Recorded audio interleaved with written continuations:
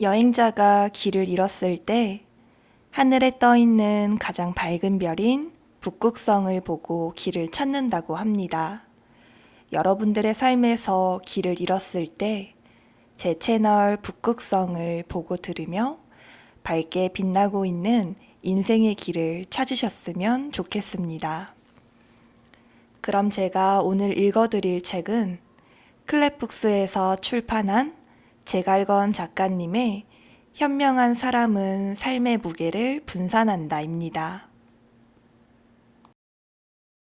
넘치지도 모자라지도 않게 하루를 사는 여유. 오래전부터 궁금했던 현상이 있다. 늘 비슷한 시간에 집을 나서는데 왜 유독 월요일엔 차가 밀릴까? 같은 시간임에도 수요일엔 차가 덜 밀리고 금요일엔 교통량이 더 줄어드는 듯한 착각이 든다. 이는 헬스장도 마찬가지다. 월요일엔 사람이 바글바글하다. 그러다 수요일쯤 되면 눈에 띄게 사람이 줄고 금요일에는 한가롭기까지 하다. 이처럼 월요일이 되면 자연스레 새로운 마음가짐이 생기는 것 같다. 그래서 사람들은 이번 주가 지난주보다 나아지기를 바라며 평소보다 집을 빨리 나서기도 하고 등록만 하고 잘 가지 않던 헬스장으로 향하기도 한다. 요새는 불금이라는 표현을 쓴다. 이는 불타는 금요일의 줄임말로 한 주의 마지막 평일인 금요일에는 밤 늦게까지 불태워 신나게 놀아야 함을 강조하는 말이다. 불금의 반대말로는 월요병이 있다. 주말이 끝나고 월요일이 되면 피곤해지는 상태를 말한다. 하지만 주변을 돌아보면 꼭 그렇지만도 않은 것 같다. 월요일은 평일의 시작인 만큼 아침 일찍부터 첫 단추를 잘 끼우려는 사람도 많다. 이런 사람들에게는 월요일도 불월인 셈이다. 어찌 보면 현대인들에게 일주일이란 열심히 일하고자 하는 마음이 신나게 놀고 싶은 마음으로 바뀌어가는 과정이 아닌가 싶다. 평일엔 열심히 일하고 주말엔 열심히 노는 행위의 함정. 공자는 한평생 중용을 강조했다. 중용이란 중과 용을 합친 말이다. 그래서 중용의 뜻을 알려면 먼저 중과 용의 뜻을 각각 파악할 수 있어야 한다. 중이란 치우침도 없고 기댐도 없어서 넘치지도 모자라지도 않은 상태를 말한다.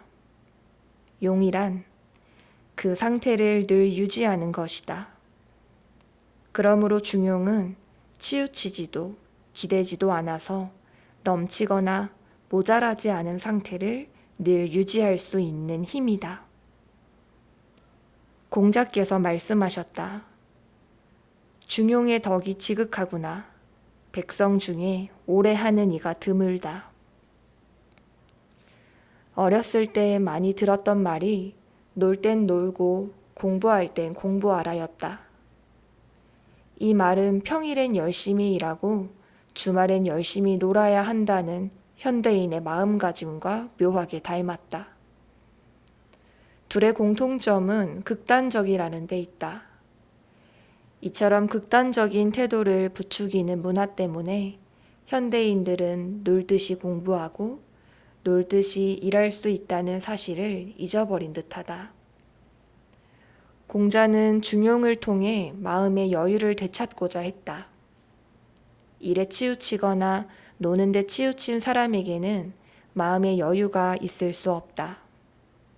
월요일이든 금요일이든 특정한 날에 기대는 사람에게도 마음의 여유가 없긴 마찬가지다. 이들은 늘 넘치거나 모자란 상태에 놓일 수밖에 없다. 또 이미 중의 상태에서 벗어났으므로 용 역시 별 소용이 없는 것이다. 그래서 공자는 백성 중에 중용을 오래 하는 사람이 드물다고 하였다. 이는 오래도록 마음의 여유를 갖고 삶을 대할 수 있는 사람이 거의 없다는 말과 같다. 마음먹은 지 사흘이 채 못 간다는 작심삼일은 사람들이 일상에서 자주 쓰는 표현이다.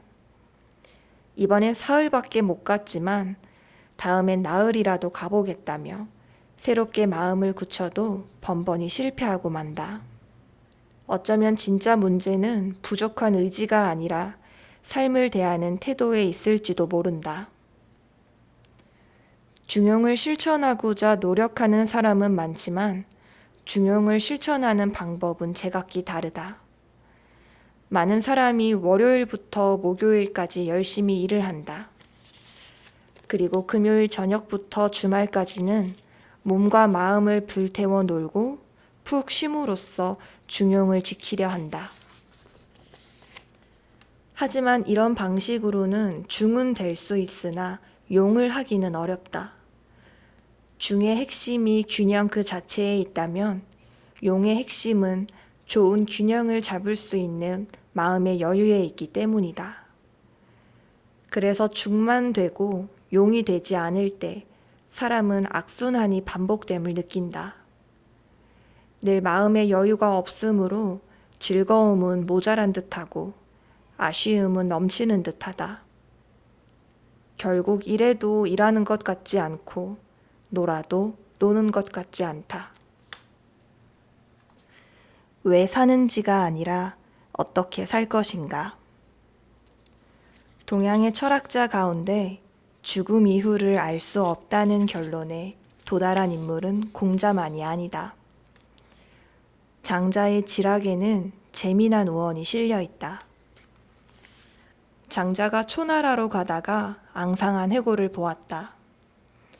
해골은 뼈가 바싹 말라 형체만 남아 있었다. 장자가 해골을 말채찍으로 두드리면서 물었다. 그대는 삶을 탐내다가 이치를 잃었기 때문에 이렇게 되었는가? 혹시 그대는 나라를 망치는 일을 하다가 처형당해서 이렇게 되었는가? 아니면 그대는 선하지 못한 행동을 해서 부모와 처자식까지 치욕스럽게 하고 부끄러워서 이렇게 되었는가? 아니면 그대는 헐벗고 굶주리는 환난을 당해서 이렇게 되었는가? 아니면 그대는 나이를 많이 먹어 이렇게 되었는가? 말을 마치고는 해골을 끌어다 베고 누워 잤다. 밤중에 해골이 장자의 꿈에 나타나 말했다. 해골, 당신은 죽음에 대한 얘기를 들어보고 싶소? 장자, 그렇소. 해골, 죽음의 세계에 위로는 임금이 없고 아래로는 신하가 없소. 또 사철의 변화도 없소. 아무 거리낌 없이 하늘과 땅과 나이를 함께할 뿐이요. 비록 임금 노릇하는 것이 즐겁다 하지만 이보다 더할 수는 없소. 장자, 내가 사람의 목숨을 주관하는 신에게 부탁해 당신의 육체를 다시 살려내고 당신의 뼈와 살과 살갗을 갖추게 하고서 당신의 부모와 처자와 마을 사람들과 아는 사람들에게 돌려보내주도록 한다면 당신은 그것을 바라겠소? 해골, 내 어찌 임금 노릇하는 즐거움을 버리고 다시 산 사람의 수고로움으로 되돌아가겠소? 장자의 꿈에 나타난 해골은 장자의 말이 이리저리 끼워 맞추길 좋아하는 사람의 말에 불과하다고 말한다. 장자가 말한 모든 것은 어디까지나 살아있는 사람에게만 해당되는 일들이기 때문이다. 해골은 죽음에 대한 말을 이어갔다. 죽고 나면 임금도 없고 신하도 없으며 사시사철의 변화조차 없소. 나는 아무 걱정 없이 그저 하늘과 땅과 함께할 뿐이요. 비록 임금 노릇이 즐겁다 한들 지금 내 즐거움에는 미치지 못할 것이오. 꿈속에 있지만 여전히 산 사람인 장자는 해골의 말을 믿을 수 없었다. 그래서 해골에게 사람의 목숨을 주관하는 신에게 부탁해 육체를 살려낼 수 있다면 어떻게 하겠냐고 물었다. 그러자 해골은 몹시 불쾌한 표정을 지으며 이렇게 말했다. 내가 무슨 까닭으로 임금 노릇보다 더한 즐거움을 버리고 다시 산 사람의 수고로움을 짊어지겠는가? 이 뒷이야기는 장자에 실려 있지 않다. 하지만 장자가 해골과의 대화에서 전하고 싶은 깨달음은 장자의 철학적 개념 중 하나인 사생제일에 가깝다. 사생제일은 죽음과 삶이 균일하다는 뜻이다. 해가 긴 계절과 짧은 계절이 있는 것처럼, 습한 곳과 건조한 곳이 있는 것처럼 삶이 있으면 죽음도 있는 것이 자연스러운 세상의 이치다. 그래서 장자는 이렇게 말했다. 산다는 것은 먼지나 때가 묻는 것과 같으며 죽고 사는 것은 밤낮과 같다.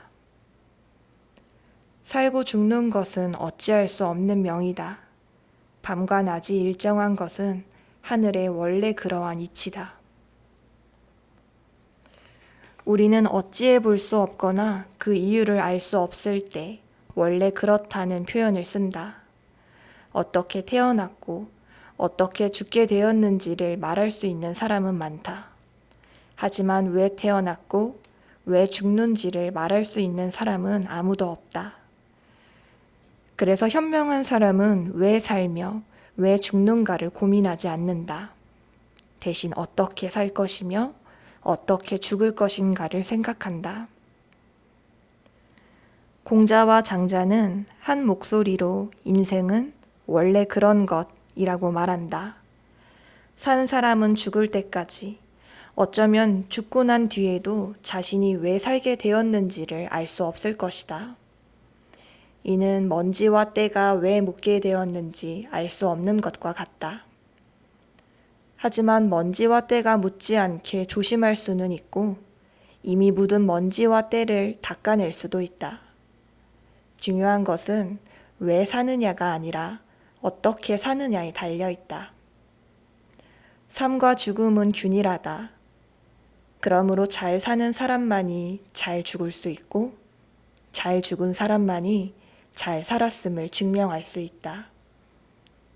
낮 시간을 즐겁게 보낸 사람은 밤 시간도 즐거울 가능성이 높다.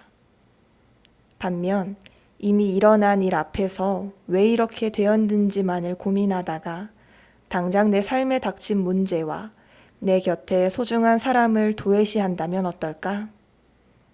그런 사람을 기다리는 것은 잘못된 삶과 잘못된 죽음뿐일지도 모른다.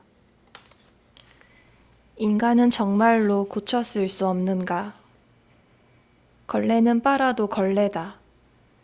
한동안 유행했던 이 말에는 사람은 절대 바뀌지 않는다는 생각이 반영되어 있다.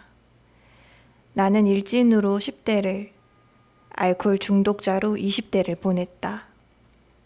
그래서인지 이런 말을 들을 때면 내게 한 말이 아니더라도 괜히 마음이 찔리곤 했다. 나는 이 말이 왜 내 마음을 쿡쿡 찌르는지 몇 번이고 자문해 보았다. 그러자 이런 결론이 나왔다. 지금의 나는 일진이나 알코올 중독자가 아니다. 하지만 이런 표현을 들을 때면 한 번 일진이었고 중독자였던 사람은 영원히 그 삶에서 벗어날 수 없을 것 같다는 생각이 든다. 희망과 용기로 새롭게 불타오르는 삶에 찬물을 끼얹는 듯한 느낌을 주기 때문에 이 말은 내게 걸리적거리며 또 아프다. 성질은 안 변해도 성격은 변한다. 걸레는 빨아도 걸레라는 말은 동양 철학의 관점에서 봤을 때 반은 맞고 반은 틀렸다. 동양에서는 사람의 성정을 크게 두 가지로 구분한다. 첫째는 본연지성이다. 이는 본래 그러한 성질을 뜻한다. 본래 그러한 성질은 다시 네 가지로 나뉜다. 급하거나 느리거나 굳세거나 부드럽거나. 타고난 성질이 급한 사람은 아무리 노력해도 쉽게 느긋해지지 않는다. 토끼가 거북이처럼 느릴 수 없는 것과 같은 이치다. 타고난 성질이 부드러운 사람은 이를 악물어도 좀처럼 대차게 저항하기가 어렵다. 갈대를 꼿꼿이 세울 수 없는 것과 같은 이치다. 이처럼 타고난 성질을 동양에서는 하늘이 부여한 것이라고 하여 천성이라고 부른다. 동양에서 천성과 인성, 성질은 모두 같은 말이다. 둘째는 기질지성이다. 이는 후천적으로 띠는 기운을 말한다. 사람에게는 성질 외에도 성격이 있다. 이 성격이 바로 기질지성이다. 성질은 바뀌지 않지만 성격은 환경에 따라 얼마든지 바뀔 수 있다. 예컨대 성질이 급한 사람도 여유로운 환경에 지속적으로 노출되다 보면 어느 정도 느긋해질 수 있다. 성질이 부드러운 사람도 각박한 환경에서 드센 사람들과 오래 교류하다 보면 성격만큼은 굳세어질 수 있다. 오늘날 널리 퍼진 MBTI와 같은 성격 테스트를 할 때마다 결과가 조금씩 달라지는 이유도 마찬가지다. 주어진 환경에 따라 바뀔 수 있는 것이 바로 성격이기 때문이다. 동양에서는 성격을 인격이라고 한다. 인성과 인격의 상호작용으로 만들어지는 것이 성품이다. 동양에서는 성품을 인품이라고 한다. 그러므로 인품이란 인성과 인격이 균형을 잡아가는 과정에서 생긴 결과물이다. 인성이 마냥 굳세고 급한 사람도 인격을 잘 갖고 닦으면 인품은 온유해질 수 있다. 인성이 한없이 부드럽고 느린 사람도 인격을 잘 개발하면 인품은 강인해질 수 있다. 인성은 절대 바뀌지 않는 것이 맞다. 하지만 인격과 인품은 바뀔 수 있다. 그러므로 걸레는 빨아도 걸레다라는 말은 인성에만 해당되는 셈이다. 탕지반명의 정신, 진실로 매일 새롭게. 유교 경전 중 하나인 대학에는 이런 대목이 실려 있다. 진실로 매일 새롭게, 매일매일 새롭게, 또 매일 새롭게. 이 대목은 동양의 성인 가운데 한 사람인 탕왕이 자신의 세숫대야에 새겼던 글귀로 알려져 있다. 탕왕의 세숫대야에 새겨진 글씨라고 하여 이를 탕지반명이라고 한다. 탕왕은 말없이 위대한 하늘의 가르침에 귀를 기울였다. 또 그는 천하를 하나로 꿰뚫는, 그래서 슬기로운 사람들이 귀하게 여기는 진리를 잘 알고 있었다. 그것은 바로 변화였다. 탕왕은 어제의 나와 오늘의 내가 같지 않을 때, 오늘의 나와 내일의 내가 다를 수 있을 때 이 나날의 변화들이 모여 위대한 결과로 이어짐에 주목했다. 성질은 평등할 수 있다. 세상엔 토끼 같은 사람도 있고 거북이 같은 사람도 있다. 대쪽 같은 사람도 있고 갈대 같은 사람도 있다. 토끼와 거북이, 대나무와 갈대는 저마다 고유하기 때문에 이것들엔 위계도 없고 좋고 나쁨도 없다. 매끄러운 성질도 잘 미끄러진다는 단점으로 작용할 수 있고 거친 성질도 내구성이 좋다는 장점이 될 수 있다. 결국 인성이란 모두 평등한 셈이다. 하지만 인격과 인품은 평등할 수 없다. 인격에는 좋은 인격도 있지만 나쁜 인격도 있다. 인품에는 훌륭한 인품도 있지만 보잘것없는 인품도 있다. 그러므로 인격과 인품은 변화를 향한 노력의 소산이자 변화하려는 의지의 산물이라고 할 수 있다. 걸레는 빨아도 걸레다라는 말은 수건은 더러워져도 수건이다 라는 말과 같아 보이지만 현실은 그렇지 않다. 지저분한 걸레도 깨끗이 빨면 수건으로 쓰일 수 있고 깨끗한 수건도 오물이 묻은 채로 오래 방치하면 걸레가 되고 만다. 스스로의 추함을 알고 나날이 변하는 걸레는 어느 순간 수건으로 화할 수 있다. 장자는 이런 변화가 신기함의 대상이 된다고 하였다. 스스로의 아름다움을 믿고 나날이 같은 모습에만 머물며 불변하는 수건은 어느 순간 부식되어 고약한 냄새를 풍길 것이다. 장자는 이런 변화가 추함의 대상이라고 하였다.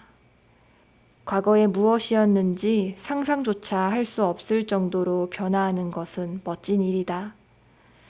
하지만 그보다 더 중요한 것은 신기한 변화를 이루어낼지 추한 변화를 이루어낼지에 달려있다. 공자와 장자는 세상을 내게 맞추는 대신 나를 세상에 맞추는 지혜를 소개한다. 동양에서 성인 군자란 대인과 같은 말이다. 대인이란 큰 사람을 뜻한다. 공자와 장자가 말하는 큰 사람의 기준은 체구가 아니라 마음에 있다. 넓은 마음씨를 가진 사람은 큰 사람이며 좁은 마음씨를 가진 사람은 작은 사람이다. 넓은 마음씨란 여유 있는 마음가짐을 말하며 좁은 마음씨란 급급한 마음가짐을 말한다. 여유 있는 마음은 남들이 나를 쫓아 살도록 만들지만 급급한 마음은 내가 남들을 쫓아 살도록 만든다. 장자는 미삭삭 연야라 하여 매사에 조급해하지 않는 삶의 태도야말로 행복의 지름길이라고 하였다. 조급한 생각이 들도록 부채질하는 것이 있으니 바로 고집이다. 물론 모든 고집이 다 나쁜 것은 아니다. 고집에도 좋은 고집이 있고 나쁜 고집이 있다. 좋은 고집을 의지라 하고 나쁜 고집을 억지라 한다.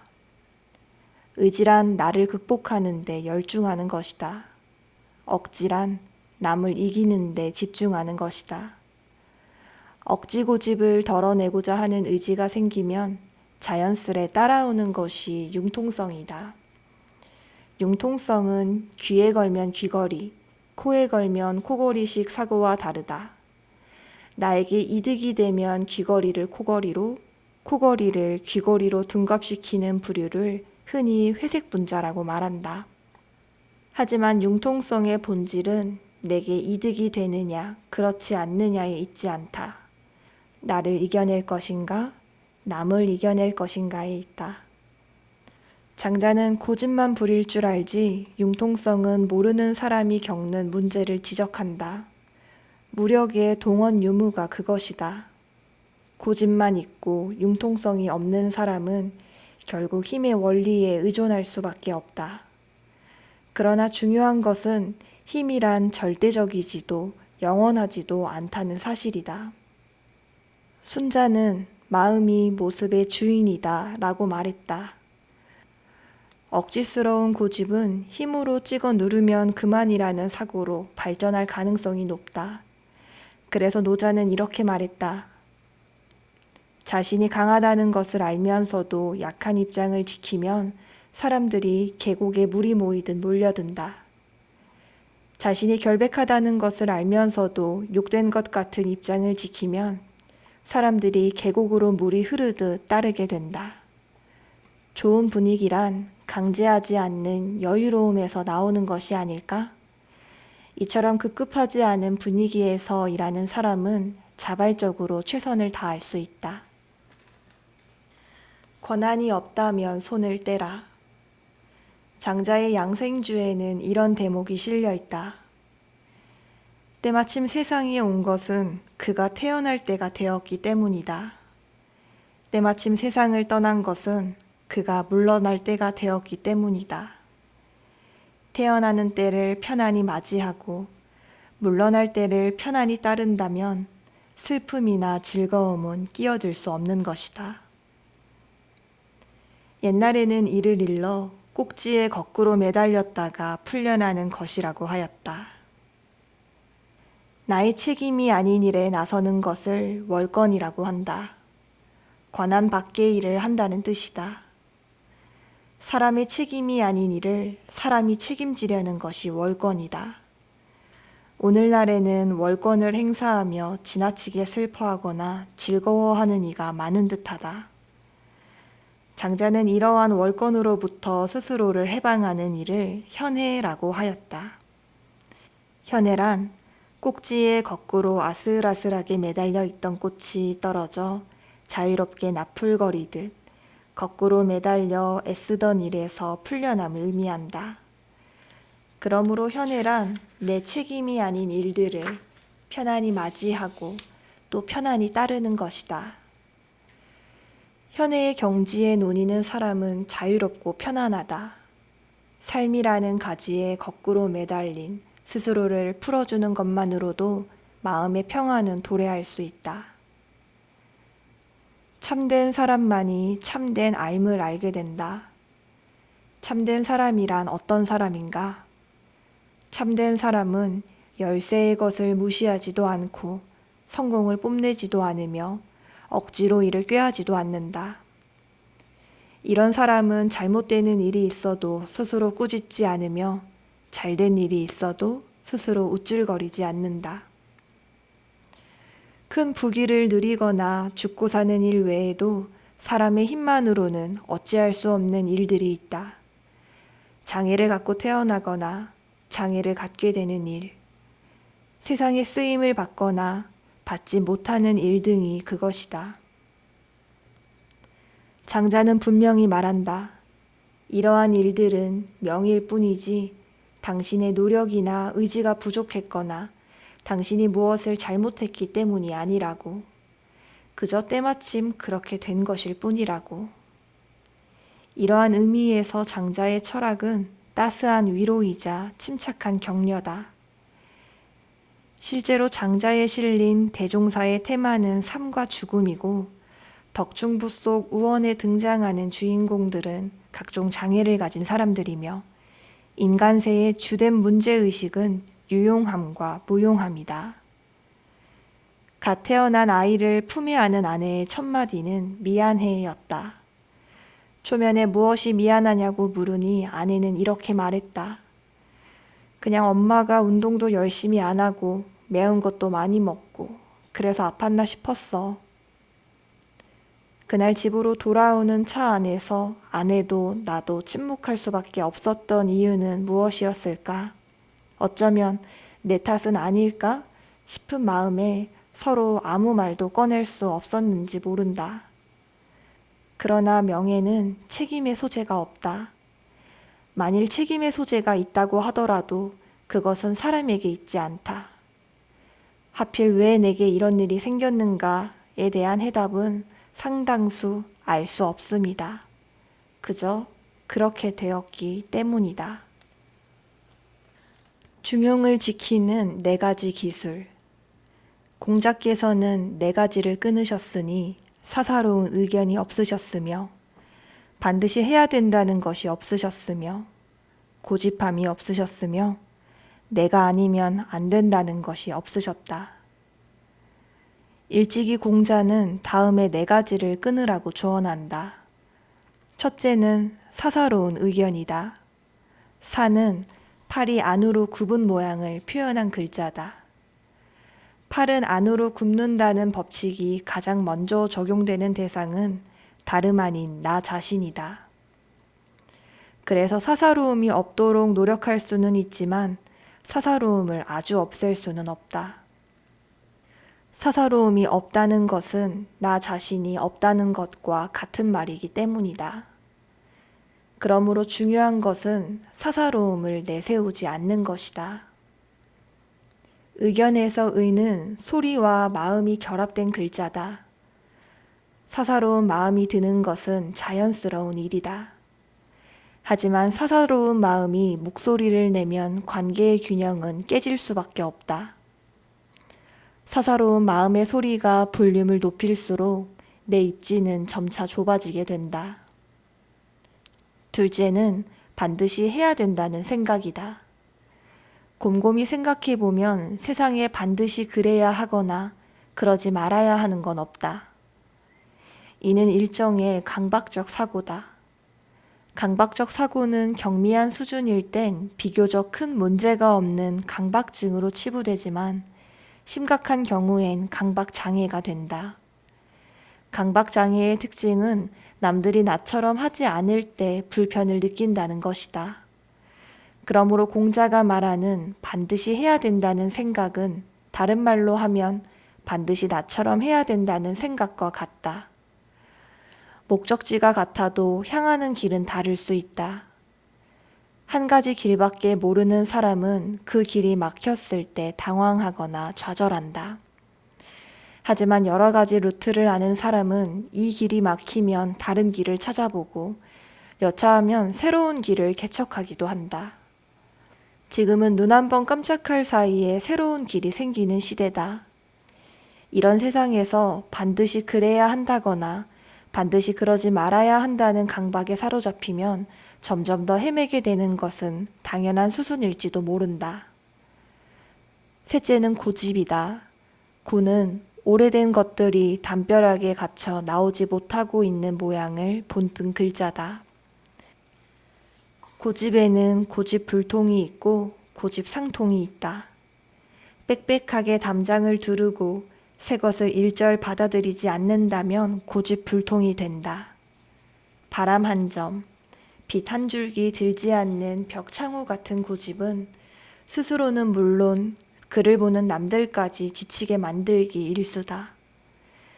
반대로 담벼락만큼 크고 높은 문이지만 열어야 할 땐 열고 닫아야 할 땐 닫는 고집 상통도 있다. 새 공기, 새 빛이 들어와 쾌적한 상태를 유지할 수 있기에 고집 상통은 썩은 고인물 신세를 면할 수 있다. 사람은 누구나 일정 수준의 경계를 갖고 살아간다. 경계란 나와 세상 사이에 가로놓인 담벼락과 같다. 높고 좁은 경계를 가진 사람이 있는가 하면 낮고 넓은 경계를 가진 사람도 있다. 중요한 것은 통풍이 되느냐이다. 마치 내게만 고집이 있는 것처럼 말하고 행동하는 사람은 고집불통이란 낙인을 피하기 어렵다. 하지만 누구에게나 고집이 있다는 사실을 받아들이면 두 고집이 서로 통하는 고집상통을 경험할 수 있다. 넷째는 내가 아니면 안 될 것이란 생각이다. 내가 아니면 안 된다는 생각은 독단과 전행으로 이어지기 쉽다. 내가 아니면 안 된다는 마음에는 남들은 필요치 않다는 생각이 담겨 있다. 하지만 나 홀로 세상을 살아갈 수 있는 사람은 아무도 없다. 현명한 사람은 삶의 무게를 분산한다. 이들은 내가 없으면 남도 없고 남이 없으면 나도 없음을 알기에 여유가 있을 땐 남을 돌아보고 여유가 없을 땐 도움을 요청한다. 하지만 내가 아니면 안 된다는 생각에 매몰된 사람은 온 세상의 짐을 혼자 떠맡으려 한다. 그러다 외로움과 과로의 무게를 견디지 못하고 결국 자신을 잃어버린다. 공자가 끊었다고 알려진 네 가지를 한마디로 줄이면 융통성이 된다. 융통성은 일종의 균형작용이며 동양 철학에서는 중용의 좋은 방법론이기도 하다. 일과 삶의 워라밸이 필요하듯이 세상 모든 일에는 중용이 요구된다. 사사로운 의견을 함부로 표출하지 않을 것, 반드시 해야 된다는 생각으로부터 자유로울 것, 상통 가능한 고집을 부릴 것, 내가 아니면 안 되리라는 마음을 비울 것. 이는 공자가 소개하는 삶의 중용을 실천하기 위한 기술이라고 해도 과언이 아니다. 군자는 먼저 자기 자신부터 소중히 여긴다. 언젠가 라디오에서 들었던 재미난 이야기 하나가 떠오른다. 여행은 마음이 떨릴 때 떠나야 하는데 사람들은 보통 마음이 떨리는 시기에 돈이 없다는 것이다. 돈이 생길 나이가 되면 다리가 떨리기 시작하고 다리가 떨릴 때 여행을 가다 보니 여행을 제대로 즐기기 어려워진다. 결론적으로 돈이 좀 부족하더라도 내가 진정으로 즐길 수 있을 때 여행을 가는 게 좋겠다는 이야기였다. 박수 칠 때 떠나라 라는 말이 있다. 전성기가 끝나기 전에 미련 없이 욕심을 그칠 줄 알아야 한다는 의미로 쓰이곤 한다. 이 말에는 사실 두 가지 뜻이 있다. 첫째는 남들이 박수를 쳐줄 때 떠날 수 있어야 한다는 것이고, 둘째는 내가 박수를 칠 수 있을 때 떠나야 한다는 것이다. 여행을 떠나든 전성기를 끝내든 중요한 것은 하나다. 나로 존재할 수 있어야 한다는 것이다. 이렇게 주체적으로 살아가기 위해서 먼저 점검해야 할 부분이 있다. 바로 지나친 욕심을 부리고 있진 않은가이다. 유학 5경의 하나인 주역의 첫 번째 괴는 중천건이다. 이 괴에 속한 각 효의 뜻을 풀어서 쓴 효사에는 지나치게 높이 올라간 용은 후회하게 되니 가득 찬 모양은 오래 지속될 수 없다는 내용이 실려 있다. 인간사를 용에 빗대어 지나친 욕심은 경계해야 함을 일깨우는 대목이다. 욕심의 특징 중 하나는 끝이 없다는 것이다. 간절히 하고 싶었던 일을 하게 되면 금세 또 다른 일이 하고 싶어지는 것이 사람의 마음이다. 그러나 끝이 없는 앓을 뒤쫓는 것은 위태롭다는 장자의 말처럼 유한한 생명을 가진 존재가 무한한 것을 추구하게 되면 스스로를 해칠 수밖에 없다. 천상천하 유아독존, 나를 지키는 진리의 말. 불교 경전 수행본기경에는 붓다의 탄생에 얽힌 이야기가 있다. 마야 부인이 살나무 아래를 지나다가 꽃이 피고 샛별이 돋아날 때 나뭇가지를 붙잡았다. 그러자 오른쪽 겨드랑이에서 태자가 탄생하였다. 태자는 땅에 떨어지자마자 7걸음을 걸어가 손을 들고서 이렇게 말했다. 하늘 위 하늘 아래 나 아님이 없으니 나는 존귀하다. 이 대목은 천상천하 유아독존으로도 잘 알려져 있다. 온 세상에 내가 아닌 것이 없으며 그러한 자신이 귀하다는 붓다의 말에는 설령 많은 것을 가졌더라도 내가 없다면 이 세상은 아무런 가치가 없다는 진리가 담겨 있다. 나 자신을 소중히 여기라 강조하는 것은 모든 철학의 공통된 입장이다. 대학에는 이런 대목이 있다. 군자는 먼저 자기에게 그것이 있은 다음에 남에게도 그것이 있기를 바라며 일단 자기에게 그것이 없고 난 뒤에 남을 나무란다. 먼저 내가 행복한 뒤에 남의 행복을 진심으로 바랄 수 있고 내게 불행이 없은 뒤에 남의 불행을 객관적으로 지적할 수 있다는 것은 당연한 이치다. 남의 가슴에 박힌 대못보다 내 손톱 밑에 가시가 더 아픈 것은 이기적인 게 아니라 자연스러운 모습일 뿐이다. 보이는 것에 집중하는 사람의 삶은 기준이 남에게 맞춰져 있다. 하지만 잘 보이고 싶은 마음이 채울 수 없는 욕심이라는 사실을 아는 사람은 내 욕심을 덜어내는 일에 힘쓴다.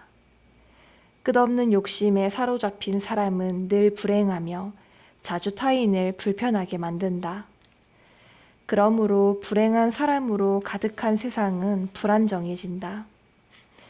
반면 욕심을 비우고 만족할 줄 아는 사람은 스스로 행복하며 타인에게도 기쁨을 줄 수 있다.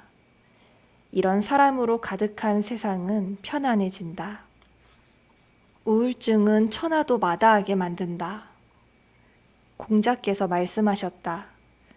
해가 추워진 연후에야 소나무와 측백나무가 나중에 돋보인다는 것을 알 수 있다. 날이 추워진 뒤에야 소나무와 잣나무가 돋보이듯이 내가 희미해진 다음에야 내가 얼마나 소중한지를 알게 된다. 공자는 삶에서 정말 중요한 것이 무엇인지 질문한다. 추위는 어려운 고비와 시련을 상징한다. 인생의 가장 큰 시련은 나를 잃었을 때 닥쳐온다. 나로 태어나 나로 살아가는 사람은 무엇이든 해낼 수 있다는 희망이 있다. 하지만 세상을 다 얻어도 나를 잃으면 아무 소용이 없다.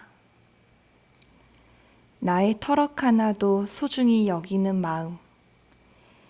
양주는 장자와 비슷한 시대를 살았던 인물이다. 중국의 도가 경전인 열자에는 금자라는 인물과 양주, 그리고 양주의 제자인 맹손양의 대화가 실려 있다. 하루는 금자가 양주에게 물었다. 당신의 몸에서 털 한 가닥을 뽑아서 온 세상을 도울 수 있다면 당신은 그렇게 하겠습니까? 양주는 금자의 물음에 대답하지 않았다. 금자가 양주에게 아무런 대답을 듣지 못하자 맹손양이 스승인 양주를 대변했다. 당신은 아무래도 우리 선생님의 마음을 이해하지 못한 듯 합니다. 제가 대신 말씀드리지요. 만일 당신의 살갗을 손상시켜서 많은 돈을 얻을 수 있다면 당신은 그렇게 하겠습니까? 금자는 그렇게 할 것이라고 대답했다. 맹손양이 다시 물었다. 만일 당신의 몸 한마디를 끊어내서 한 나라를 얻을 수 있다면 당신은 그렇게 하겠습니까? 금자는 할 말을 잃고 가만히 있었다. 맹손양이 말했다. 털 한 가닥은 살갗보다 작은 것이고 살갗은 몸 한마디보다 작은 것입니다. 하지만 털 한 가닥이 모여서 살갗을 이루고 살갗이 모여서 몸 한마디를 이룹니다. 털 한 가닥은 몸 전체로 보았을 때는 10,000분의 1밖에 되지 않지만 그렇다고 어떻게 털 한 가닥을 가볍게 여길 수 있겠습니까? 양주의 사상은 위아주의로 잘 알려져 있다. 위아란 나를 위한다는 뜻이다. 위아주의와 이기주의는 다르다. 이기주의가 남들이 어떻게 되든 말든 내 이익만 챙기는 것이라면 위아주의는 먼저 나 자신을 잘 챙기는 것을 의미한다. 양주가 먼저 나 자신을 잘 챙기라고 충고하는 이유는 내가 없으면 남도 없고 내가 없다면 이 세상도 아무런 의미를 지닐 수 없기 때문이다. 유명한 수우의 구슬로서 1000길 높이의 참새를 쏘았다면 세상 사람들은 반드시 그를 비웃을 것이다. 그가 사용하는 것은 귀중한 것인데 그것으로 구하려는 것은 보잘것없기 때문이다. 남을 위해 나를 쏘아 올리는 일은 많은 현대인들이 당착한 현실이다. 일주일에 하루 정도는 나 자신에게 오롯이 관심을 기울이고 스스로를 잘 보살필 수 있어야 한다. 하루를 마치며 자연스레 늘어지는 느낌을 받는 까닭은 당장 내일이 되면 다시금 쏘아 올려져야 할 높이가 있기 때문이다. 이 높이는 내 욕심에 비례한다. 현명한 사람은 자신의 분수에 맞는 높이를 설정하여 나를 보존한다. 그러나 지혜롭지 못한 사람은 닿지 못할 높이로 나를 쏘아 올리기를 반복한다. 그러다 보면 어느새 닳아 없어진 나는 겨울이 되어 앙상해진 나무가 늘 푸른 소나무와 잣나무를 부러워하듯 후회하게 될 것이다. 멀리 쏘려면 힘껏 당겨야 하고 힘껏 당긴 뒤에는 힘을 비축할 시간이 필요함을 기억하자.